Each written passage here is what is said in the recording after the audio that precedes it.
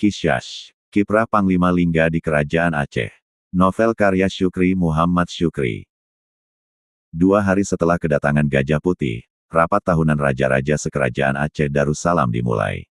Agenda utama rapat, upacara penyerahan Gajah Putih dari Raja Lingga yang ke-14 kepada Sultan. Pagi-pagi sekali, Raja Lingga yang ke-14 sudah hadir ke istana dengan jubah kebesaran berwarna kuning. Iseng, didekatinya Gajah Putih yang tertambat di depan panggung kehormatan. Dia ingin melakukan geladi resik penyerahan Gajah Putih kepada Sultan. Dimulai dengan mengelus belalai Gajah Putih, menyontoh yang dilakukan gadis kecil kemarin dulu. Belalai itu, tiba-tiba melilit tangan sang raja, dan melemparnya ke dalam sungai Darul Ishki. Raja masih hidup. Dia berusaha keluar dari dalam sungai. Jubah kebesarannya basah dan berselemak lumpur. Gajah Putih menunggu sang raja di gundukan sungai. Sang raja, dibantu para pengawal berhasil keluar dari sisi sungai yang lain. Gajah memburu sang raja, bukan para pengawal. Raja memanjat tembok dudukan meriam hadiah Raja James, di gerbang utama, sampai jubahnya koyak.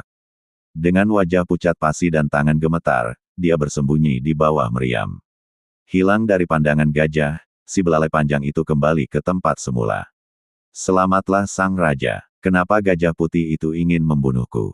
Kata hati Raja Lingga yang ke-14. Dia belum menemukan jawaban, kenapa dia yang diburu bukan para pengawal. Dia buru-buru turun dari tembok dudukan meriam dibantu oleh para pengawal istana. Berita Raja Lingga yang ke-14 dilempar Gajah Putih ke dalam sungai Darul Ishki, sampai ke telinga Sultan dan petinggi kerajaan. Sultan heran, kenapa Raja Lingga yang ke-14 diburu Gajah Putih, bukan putri kecilnya yang kemarin dulu memeluk belalai gajah itu. Sultan kemudian berpikir, berbahaya apabila Raja Lingga yang ke-14 menyerahkan Gajah Putih kepada dirinya. Gajah Putih akan melempar kembali Raja Lingga yang ke-14 ke dalam sungai Darul Ishki, upacara akan kacau, korban jiwa akan berjatuhan. Beritahu pengatur acara, Cik Serule dan pemuda itu yang menyerahkan Gajah Putih kepada saya, perintah Sultan kepada pengawal. Ampun daulat tuanku, segera hamba sampaikan, jawab pengawal. Di belakang Balai Rungsari, pengatur acara memberitahu Cik Serule bahwa Raja Lingga yang ke-14 kurang sehat. Penyerahan Gajah Putih kepada Sultan dialihkan kepada Cik Serule dan Sengeda. Pengatur acara memberitahu skenario acara dan tahapan yang harus dikerjakan. Sudah paham tahapannya? Tanya pengatur acara istana. Sudah, jawab Cik Serule. Tolong Cik sampaikan juga kepada pemuda itu, minta pengatur acara istana. Baik, jawab Cik Serule. Cik Serule memberitahu Sengeda, Raja Lingga yang ke-14 urung menyerahkan Gajah Putih kepada Sultan.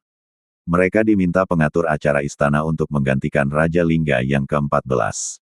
Cik Serule menugaskan Sengeda menyerahkan kado keadilan kepada Sultan.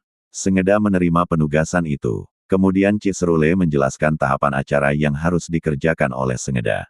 Sudah paham tahapan acaranya? Tanya Cik Serule. Sudah Cik, jawab Sengeda bergegas menuju ke lokasi Gajah Putih ditambat.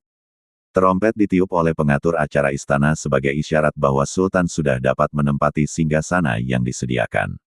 Sedangkan, raja-raja dari daerah, pembesar kerajaan dan undangan kehormatan, kecuali Raja Lingga yang ke-14, sudah terlebih dahulu berada dalam Balai Rungsari.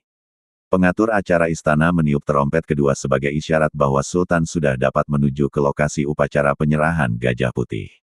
Sultan turun dari singgasana diikuti oleh semua undangan menuju ke lokasi upacara, di Taman Darul Ishki.